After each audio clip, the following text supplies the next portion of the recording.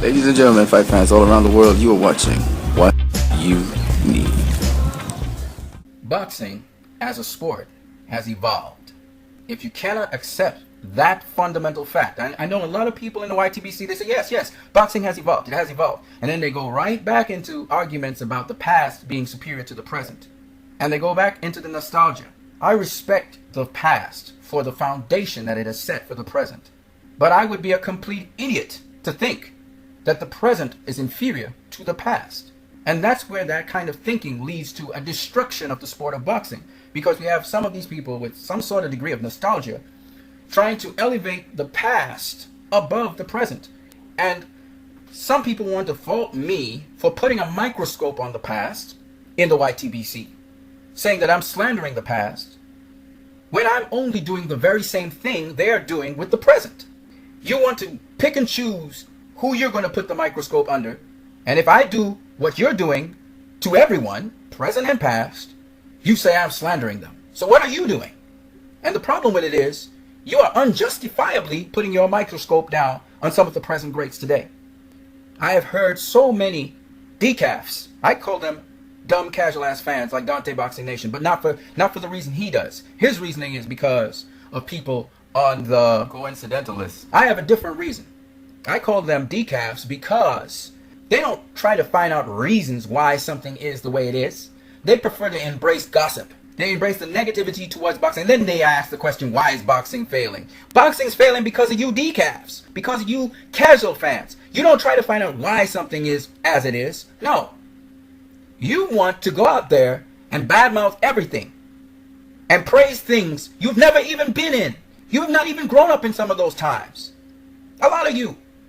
But to be able to degrade and to bring down some of the present things today, you embrace the past. And you know what's the funny thing?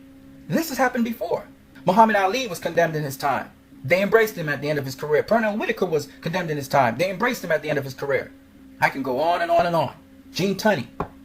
Now Vladimir Klitschko. Now Floyd Mayweather. Now Andre Ward. Now Guillermo Rigondeaux. Filled to the brim, unsatisfied fans. You get the best of boxing, but you're always disgruntled. You're always negative. Let's go on. We're talking about the traditional 8 divisions and why we have now 17 divisions in boxing today. There are 8 weight divisions that have been there since the beginning of boxing.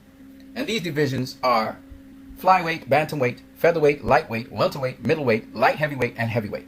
I will focus on the pounds. I won't focus on any other weight. So at flyweight, you can start with anything under 112 pounds, but the maximum weight you can come in is 112 pounds. Bantamweight's 118, featherweight's 126, lightweight's 135, welterweight's 147, middleweight's 160, light heavyweight's 175, and anything above 175 is heavyweight. It's because we have more weight divisions, we actually dissected or basically had a division in between these 2 divisions. So the range of divisions got a little smaller. So whereas you had flyweight to bantamweight being a difference of 6 pounds, now with super flyweight in between there, which was the new division that was formed, you now had a difference between flyweight and super flyweight of 3 pounds, and then super flyweight to bantamweight of 3 pounds. So the divisions got a little smaller. Okay, you have more divisions, but they're smaller. There's still the difference between the smallest division and the highest division. You still had that, but now you had little divisions in between. Now, something worth noting about flyweight.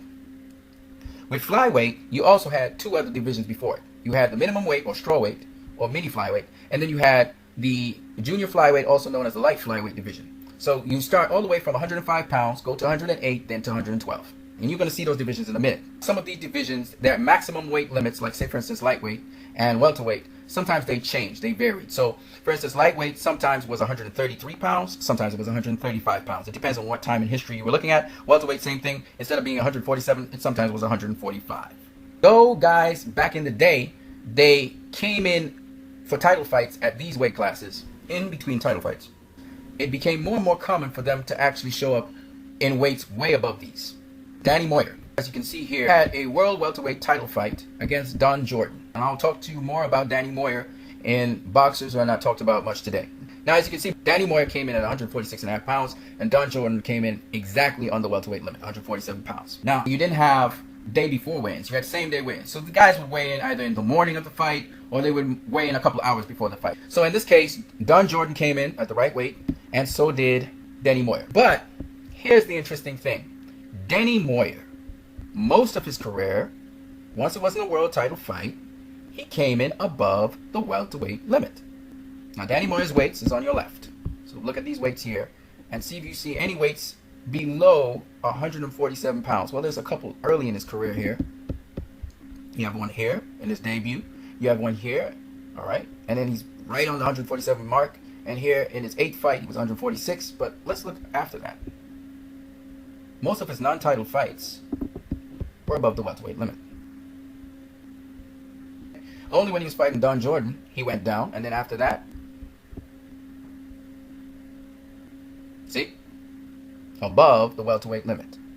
Danny Moyer became world champion in 1962. He faced Joey Giambra. This was the inception of one of the newer weight classes. As you can see, inaugural title of the WBA, formerly known as the NBA, or National Boxing Association. Just so you guys will know, the NBA, whenever you see world welterweight title, there were 3 titles that the belts were actually named after. After 1921, you're looking at the NBA and the NYSAC. NYSAC stands for New York State Athletic Commission. Okay? You also had the IBU. So when you saw a world welterweight title, those were the belts that were given out. In 1962, and a little bit before 1962, I think even in 1961, the NBA was changed to the WBA. So whenever you saw a world title now, the world title would be determined by the NBA, WBA, now known as the WBA, or the NYSAC, or the WBC.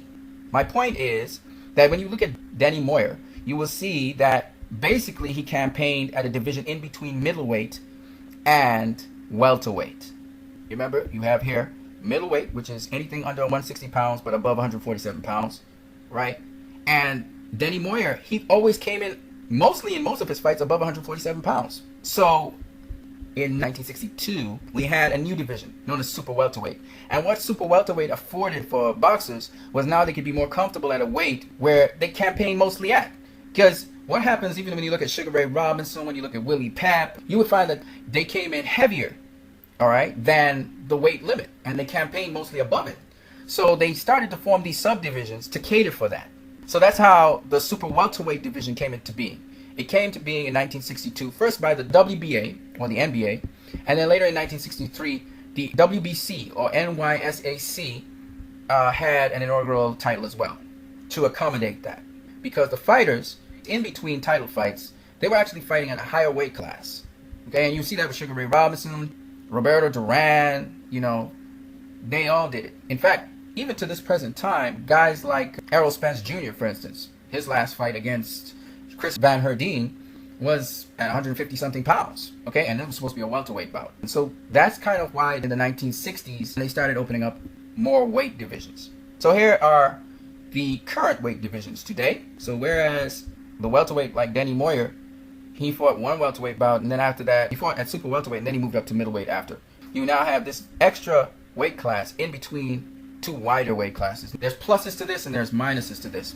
The plus is, if you naturally weigh in, say you're a super welterweight, you naturally are that, but you were killing to make weight at welterweight, and you were kind of too small to really be in middleweight, now you have a division for yourself. You will now have a smaller range to have to be able to make your weight at. So if you're not naturally a super welterweight, and you have a title fight, it's a lot harder for you to make that 154 pounds without going over. With the inception of the cruiserweight division, or junior heavyweight division as they call it, now heavyweights had to come in above 200 pounds, whereas before in olden times you just had to come in above 175 pounds. So this new division kind of pushed up the heavyweights. Back in the day, we had what was called same-day weigh-ins, and today what we have is day before weigh-ins. In yesteryear, you were weighed in the morning of the fight, or you were weighed in the evening just before the fight, which means you had to come in on point. So that fighters tend to be just around whatever they weighed. They may be a little heavier because they'd rehydrate, but they were more or less around that. After Eddie Mustafa failed to make weight for a fight that he was supposed to fight in the 80s, we have what is called day before weigh-ins. And the thing about day before weigh-ins is this. A fighter in a couple hours could come down in weight because of science. They know how to do it now. Reach below the maximal weight, and then after that they have enough time to rehydrate up to what they really are. I'll give you an example. Terrence Crawford, when he was fighting at 135 pounds, he actually came into the fight on fight night, what's called rehydration weight. His rehydration weight was somewhere in the high 140s. In fact, he was above 147 pounds. And sometimes he'd come in close to 155 pounds. So you're talking about a super welterweight fighting at lightweight. Back in the day, what they used to do was they would fight, like say for instance you come in a lightweight, but you fight welterweight fights when you're not fighting a title fight, right? These days, guys are able to make the lightweight limit and then come in as middleweights. Because if you look at this, 154 pounds, if you were to throw that back into time, that's a middleweight fight. Okay, we just saw a welterweight dude who only made welterweight to fight a welterweight championship match. But other than that, he was fighting at middleweight basically, or what we call super welterweight today. So you have to factor in all these different things when you're talking about weight classes, when you're talking about yesterday versus today. But you must also understand why the change happened. And how do we deal with now the problems of rehydration with athletes who are supposed to be fighting at a particular weight class, but in actuality, they come in fighting at much higher weights, so that the official weigh-in really does not matter. What really matters is the unofficial weigh-ins. So if you were to compare athletes today fighting guys back in the day, let's take, for instance, Roberto Duran.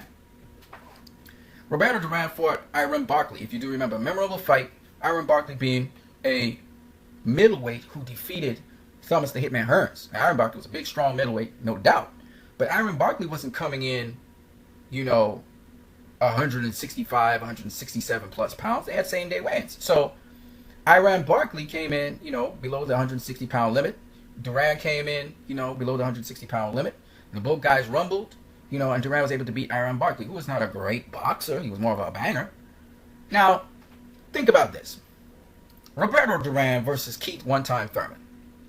Okay? Keith One-Time Thurman comes in 165 pounds for a welterweight fight. He's faster than Iran Barkley. He's sharper than Iran Barkley. He's more athletic than Iran Barkley. What do you think would happen to Roberto Duran if he came face to face with Keith One-Time Thurman? A lot of you, because of Roberto Duran's legend, you will say to me, oh, Duran would mop the floor with Keith Thurman. Do you really think that? Remember, Iran Barkley was tiring in that fight. So was Duran. Duran almost got knocked out by Barkley. Then Duran came back and dropped Barkley. But Barkley is not as quick as Keith Thurman. Barkley doesn't hit like Keith Thurman. So when you stop and really think about it, he doesn't move like Keith Thurman even. If you stop and really think about it, a welterweight fight with Duran today would be even more risky than the middleweight fight he had with Iran Barkley back in the day. So I'm just showing you that when you try to compare eras, if you're really being honest with yourself, you need to make sure you understand what you're comparing. Even when you talk about middleweights back in the time of Duran, and by the way, we had subdivisions in the time of Duran, okay? In the beginning of Duran's career, we didn't have it. 1969, we didn't have it as much. But then later on in his career, in the 1970s and so on, we had the super welterweight divisions, the junior welterweight division, etc. So Duran grew up in the time similar to Floyd and, Oscar De La Hoya and Roy Jones Jr., etc. Marvin Hagler, came in. He was a small dude. He came in like 156, 159 pounds, on fight night. These are smaller guys. Marvin Hagler versus Keith Thurman would be an interesting fight. Let me be honest with you. GGG versus Marvin Hagler. GGG mops the floor with Hagler. He mops the floor with Hagler. Okay, Marvin Hagler's not going to handle a 173 pounder. It ain't happening. Okay, Peter Quillen versus Marvin Hagler. Peter Quillen kills him. Right? Because you're talking about a guy who comes in as a cruiserweight, fighting in middleweight. You guys have to think about what I'm saying. Anyway, you guys have a great one.